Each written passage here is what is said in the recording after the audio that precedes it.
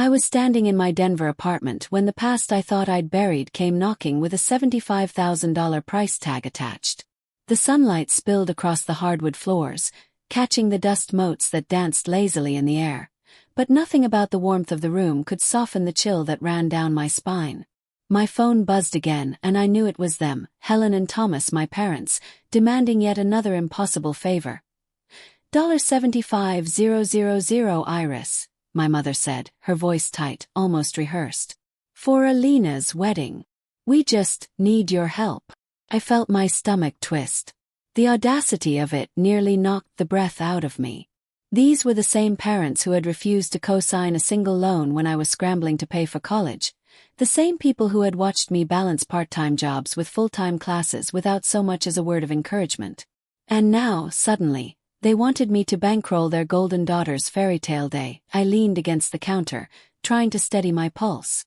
The apartment around me, the tiny collection of mismatched furniture, the stacks of books on my desk, the framed photos of friends who had become family, felt like a sanctuary and a cage at the same time.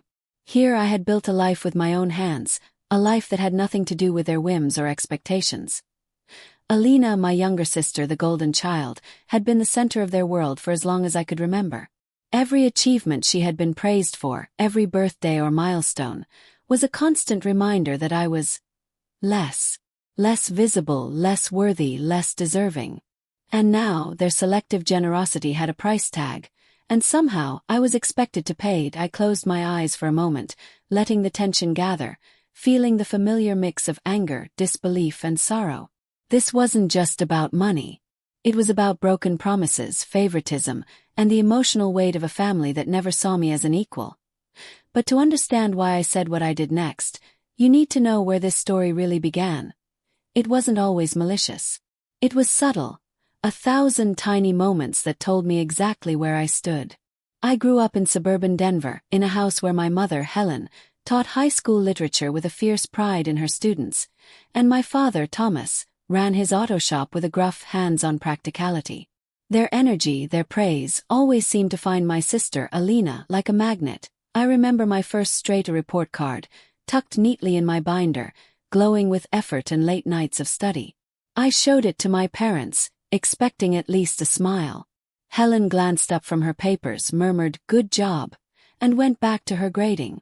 Thomas barely looked from his wrenching over a carburetor in the garage. Meanwhile, Alina's ballet trophy, small, polished but new, was displayed in the living room like a crown. The applause, the photos, the pride. All for her. Birthdays were the same.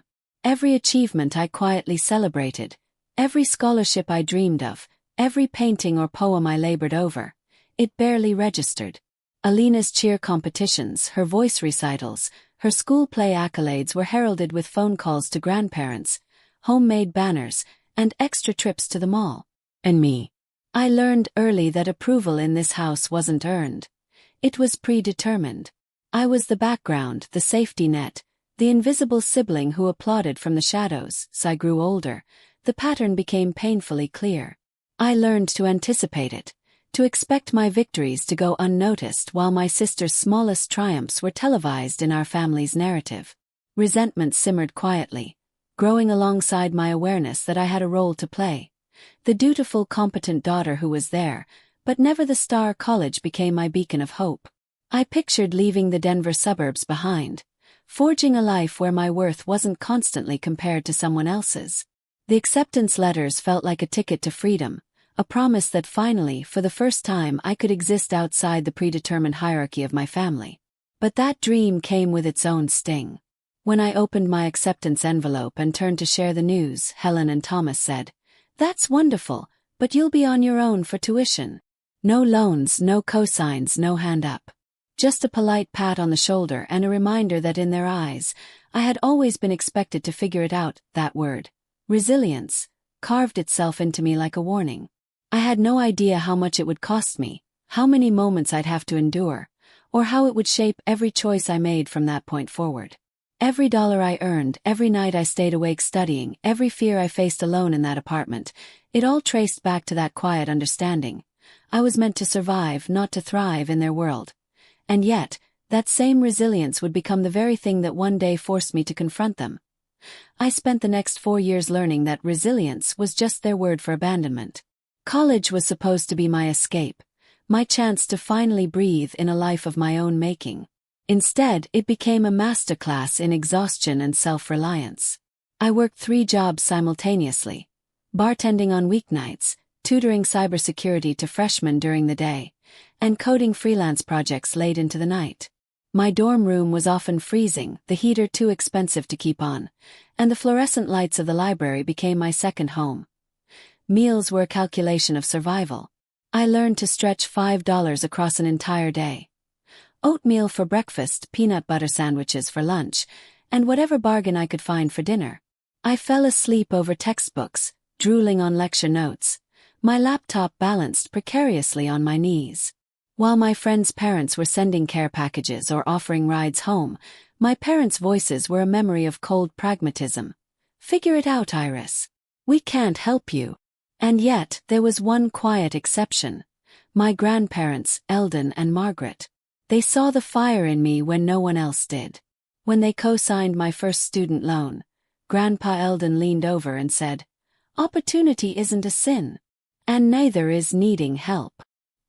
His words anchored me through nights of self-doubt and days of relentless grind. It was their support that reminded me I wasn't invisible everywhere. Slowly, brick by brick, I built a life outside their control. I completed my cybersecurity degree. Each exam passed and project completed a small victory against the invisible walls my parents had built around me. Graduation day was a quiet triumph. I walked across that stage on merit alone, my parents absent, Alina glowing in the crowd as if my achievement was merely another backdrop to her story. Even after success, the family dynamic didn't shift. Alina continued to be the golden child, receiving praise and invitations, while my own accomplishments were met with a polite, "That's fine." I learned to smile, nod, and store my pride away, knowing that recognition from them was never the reward I needed. The Thanksgiving before my final semester brought the tipping point. Alina, once again, tried to overshadow me with a dramatic display of gifts and attention. I snapped, finally voicing years of pent-up frustration, only to be met with stunned silence and subtle accusations that I was ungrateful. That incident quietly severed what little connection I had with her, marking the first real boundary I dared to set. I thought distance and success would protect me. I was wrong. The past was about to send an invoice, one I never expected but was about to confront head-on. "We need your help. $75,000 should cover the remaining expenses." The room lost its sound. It was a Tuesday evening when Helen and Thomas arrived at my Denver apartment, stiff with rehearsed formality. The sun had dipped behind the city skyline, casting a muted glow through my windows, but nothing could soften the audacity of what they were about to ask. I poured tea and set it on the counter, my hands trembling slightly, not from nerves, but from the incredulity that my parents could actually say these words aloud. Helen opened first, her smile tight, too perfect to be genuine. "Iris, you've always been such a strong, independent girl. We know you can manage this." Thomas leaned on the edge of the counter, folding his arms as if that posture could somehow reinforce his entitlement. "It's just a few things: the venue, decorations, the appearances. You make good money. You can afford this." I blinked, stunned. My jaw tightened. "Excuse me," I said, "but you refused to co-sign a single loan when I was in college. You watched me scrape by, juggle jobs and barely eat, and now you expect me to fund my sister's wedding." Helen's voice faltered for the first time. "That was different. This is about family." Thomas shrugged, as though shrugging could erase years of neglect. "Family means supporting each other, Iris. You can handle this." I felt my blood run cold. Every word, every gesture screamed entitlement. This wasn't about celebration or love. It was about control, about maintaining appearances, about leveraging me to prop up their favorite child. My mind raced through a lifetime of small injustices, the countless times I'd been overlooked, ignored, or dismissed. And suddenly, it all crystallized into one painful, undeniable truth. I was being used. The calls started the next day. Nora, my aunt, asked me casually how soon I could transfer the money. Colby, a distant cousin, volunteered to help coordinate, but made it clear the expectation was on me. Riley, an old family friend, even hinted that it would be disappointing if I didn't comply. Every ring of the phone felt like another weight pressing down on my shoulders, a chorus of entitlement echoing through my life. And then Julian's text came. A mixture of family gossip and passive pressure. It crossed the final boundary I was willing to tolerate. I stared at the screen, my chest tightening before finally, calmly, decisively, blocking the number. No explanations, no apologies. Just a clean line. Sitting back against my couch, I let the quiet of my apartment sink in. The tension that had clung to me for weeks, the pressure, the guilt, the manipulation was gone. For the first time in years, I chose myself over everyone else. I realized I didn't have to be the family's safety net, the reasonable one, the invisible backbone. I had a life of my own. If you've ever been expected to fund someone else's dream after being denied your own, drop a comment. You're not alone. For years, I'd carried the weight of being the reasonable one. That night, everything changed. On the fourth morning, I opened an old folder and held my past in my hands. Everything became clear. The 3 days since the $75,000 request had been a haze of avoidance. I tried to distract myself with work, errands, even a run through the chilly Denver streets, but memories kept surfacing. Each step I took echoed the past. The cold library floors where I'd spent entire nights studying, the hunger pangs after double shifts, the shivering mornings in dorm rooms without heat, and the frantic calculations of how to stretch a $5 meal across a full day. I shuffled through old college payment records, bills stacked neatly in folders that hadn't seen light in years. Each receipt, each statement, each overdue notice was a reminder of the resilience I had forged alone, the independence I had clawed for, the sacrifices that had built the life I now led. I drafted a message to Helen and Thomas, my fingers hovering over the keyboard, words of refusal lined up but unsent. The temptation to push back was strong, but I knew I needed more grounding before I acted. By late afternoon, I decided to drive out to see Eldon and Margaret. Their home was a small refuge from the city's hum, a place where time slowed and judgment was absent. As soon as I walked through the door, my grandmother's eyes softened at the sight of me. "You look tired, honey," she said, pulling me into a hug that felt like a shield against the past. We sat at the kitchen table, the scent of fresh bread and tea filling the room. Grandpa Eldon leaned back in his chair, hands folded over his chest, observing me with quiet pride. "Standing up for yourself isn't betrayal. It's maturity," he said. His voice didn't scold. It validated, it honored my struggle and acknowledged my strength. For hours, I recounted the latest confrontation, my doubts, my anger, the subtle pressures from extended family, and the audacity of my parents' request. They listened without interruption, offering wisdom rather than solutions, perspective rather than pity. Margaret reminded me that approval isn't inherited, it's earned from within. Eldon's words resonated deeply. You can honor family, but you don't owe them your life or your dignity. By the time I drove back home, the city lights blurred into a quiet clarity. Each red light and turn seemed to echo the realization that had settled in me. I needed my own approval, not theirs. Every step of my life had been about proving something, to survive, to thrive, to exist beyond their expectations. Now it was about choosing for myself, about drawing a boundary that had always been overdue. Pulling into my garage, I felt the finality settle in my chest like a steady heartbeat. The decision was no longer tentative. The next confrontation would be different. I would no longer carry the weight of being the reasonable one, the invisible daughter, or the enabler of someone else's entitlement. This time I would stand firm. The word landed between us like a dropped stone. No, it was Sunday afternoon when Helen and Thomas returned. The sunlight filtered through the blinds, cutting sharp lines across my living room, but it did nothing to soften the tension. Helen's eyes scanned the apartment judgmentally, taking in the cluttered counter, the stack of unread mail, the evidence of a life lived without her approval. Thomas avoided eye contact, leaning against the doorway as if his mere presence could make me comply without words. Helen started carefully, choosing her words like she had rehearsed them 100 times. Iris, we're overwhelmed, not harassed. We just need your help with Alina's wedding. I exhaled slowly, letting the room absorb my disbelief before speaking. Overwhelmed? Really? Is that what you call it when you ask your daughter for $75,000 after refusing to co-sign a single loan for college? Why now? Why for Alina, but never for me? Thomas shifted uncomfortably. We can't look inadequate in front of Julian's family. You understand. I laughed, bitter, sharp, and cold.